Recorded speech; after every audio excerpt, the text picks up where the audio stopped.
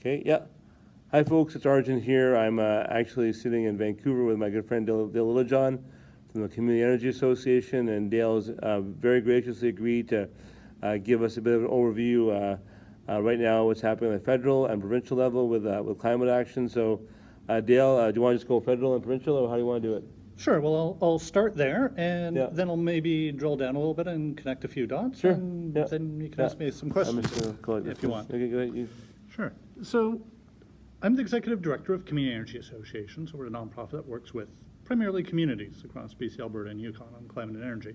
But we also, of course, become very aware of what's happening federally and provincially on this, because it's got such a huge impact on the local level, which is where things really hit the ground.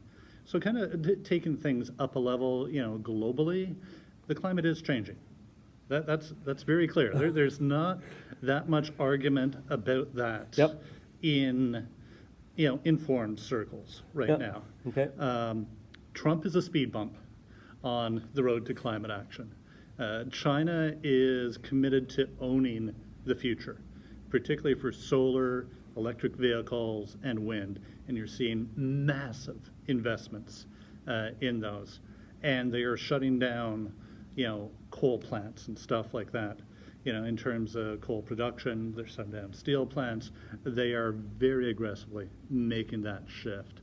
So I'd watch what China's doing more so than what the U.S. is doing. And even in the U.S., they're shutting down coal-fired generation because it's just not making economic sense Not anymore. cost competitive anymore. Yeah. Yeah. So the climate is changing. Technology is changing as well. We're seeing great advances in particularly electric vehicles and things like that. So things often move very, very slowly for a long period of time, and then all of a sudden they move very quickly. So we're starting to see a bit of a window of opportunity with some policy shifts and with some technology shifts as well. Okay. Now, the science of climate change, that's still out there. It's still getting more pessimistic, it seems, every year. It's we're still on a trajectory that's going to go to a very uncomfortable place for us and the rest of the species on the planet. But there is the opportunities to turn this stuff around, particularly right now. Now, federally in Canada, the federal government has signed on to the Paris Accord and has certain commitments, and internationally with that, they've developed the Pan-Canadian Framework on Climate Action. And the way Canada is structured constitutionally, that's kind of about the only way you can actually do this, because energy and municipalities are the responsibility of provinces.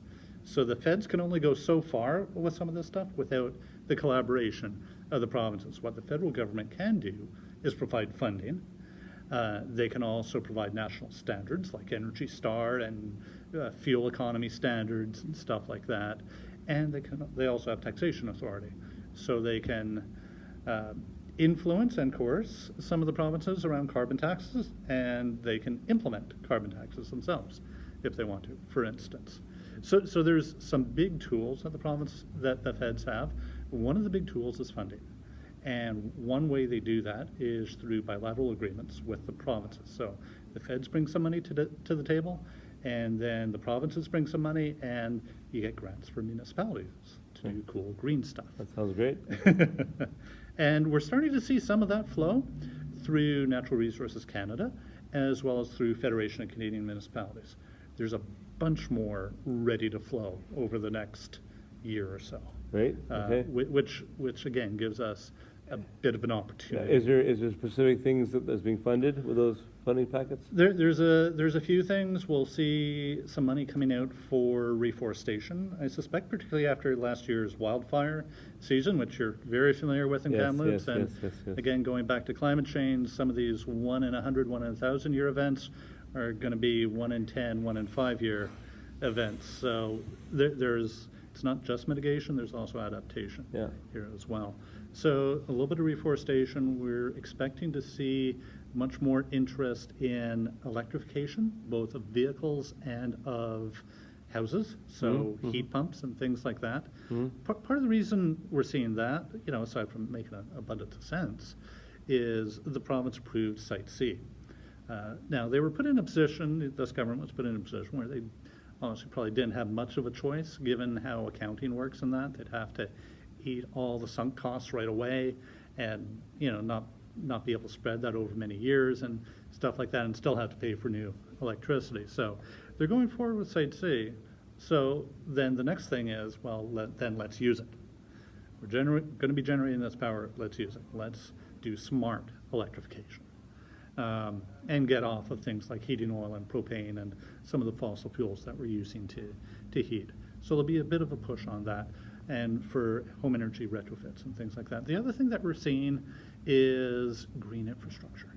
So most municipalities own 2/3 of the public assets in Canada, but they only collect like 10% of the tax revenue, so they need grants for all the infrastructure that they're managing. The province is looking at rolling out some more infrastructure grants and including potentially some criteria around energy in there. So again, very interesting stuff, very interesting opportunities for BC municipalities. The province is currently reviving the climate change plan that the previous government developed and trying to identify ways to go further in that. They're also trying to, and we'll see how far they get in it, they're trying to square the circle of meeting their climate change targets provincially, but also supporting liquefied natural gas development. Yeah. That's challenging, particularly if these big gas plants, which are huge energy hogs, it takes a lot of energy to squish natural gas down tight enough so that you liquefy it. Right. The approach so far that's been talked about is them burning natural gas to create the electricity to squish it down. So we're talking about, though, if we're helping, for example, China get off coal fire, like globally, is there potentially a net greenhouse gas emission reduction by the whole operation? It depends on the math that you use. Okay, It's possible, Okay. depending on what fuel it's offsetting. Again, that opportunity is probably limited in terms of a couple of decades, because again, China is moving very fast towards renewable energy. Cool. It's not all because of their commitment to the environment. A lot of it's their commitment to clean air and avoiding a revolution. People not dying because of air pollution. Yeah. So there's multiple factors going into that. Sure. If you do grid electricity with a low carbon grid for compressing the natural gas down, you might have a chance of squeezing through those targets. So the other big project provincially is Kinder Morgan, the twinning of their line going into Burnaby and then shipping oil around the world.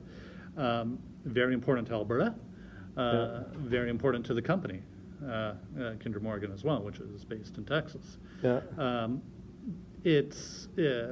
It's a little bit challenging for some folks around Metro Vancouver to a little bit to absorb the risk related to the coastline and marine response, and particularly given the type of oil that they're moving through it, which is diluted bitumen, which they're still trying to figure out how to actually clean that stuff up if you spill it. It's very, very controversial, that whole Kinder Morgan. Obviously, we know that in the province.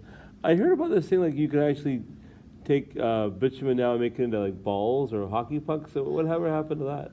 Do you know about that? I'm not sure. Yeah, I mean, it's an interesting idea. If you can solidify it and stuff, there might be some options there. But you've got reward, being the company in Alberta and Texas, and then risk being on the coast, and there's real concern given the industries that have already developed on the coast around tourism, fishing, all that stuff. But it's an interesting discussion, but it's one element of what's going on provincially. But from kind of the local perspective, there's probably more relevant things you can do at the local level. I mean, you know, we've worked with communities all across BC. Most of them have community energy plans. Yeah, he's famous for that, this guy. To help, to use the municipal powers to help the residents and businesses save energy emissions and money and build the local economy. Mm-hmm. Building the local economy is really a big piece of this. The big ways that you can make that shift are, you know, to reduce emissions and, you know, save money, electric vehicles. Mm-hmm. I know you drive a Leaf. That's Yeah. that's very cool up there. I love my Leaf. It's great. I drive a Leaf as well, and great to see that more of those charging stations out there. Yeah. And we're hoping to connect Kamloops up to Haida Gwaii so you can go even further. Awesome. So electric vehicles, because when you think about things at the personal or municipal level, it's about how you move, how you heat, and how you eat. Mm-hmm. Those three big things. Okay. So moving, you've got the electric vehicles. You've also got public transit and active and assisted transportation. It's not just about bike lanes. It's lanes for bikes and scooters and wheelchairs and stuff like that. Yeah. So aging in place, getting around. Cool. And then you've got the building side, which is, you know, step code for new buildings. So building better, more comfortable, more efficient new buildings to begin with. Yeah. And then retrofitting the existing ones. Retrofitting the existing ones is going to be a huge opportunity, and that's going to create a ton of local jobs. So who would fund that, you think? The province, hopefully, they are looking at some opportunities around that. Hopefully, the feds will come in with Natural Resources Canada, Office of Energy Efficiency and stuff like that, with the utilities and a little bit of municipal participation as well, I think. Fair enough.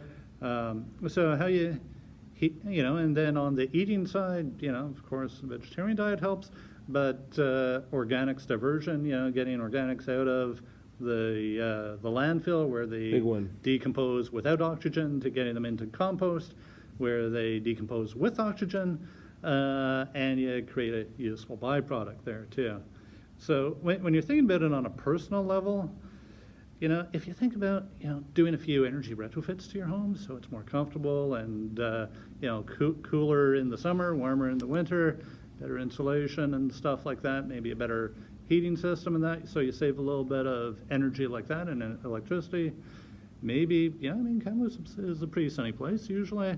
Maybe a couple of PV panels, a little bit of solar on top, and then electric vehicle, and all of a sudden, you're driving on sunshine.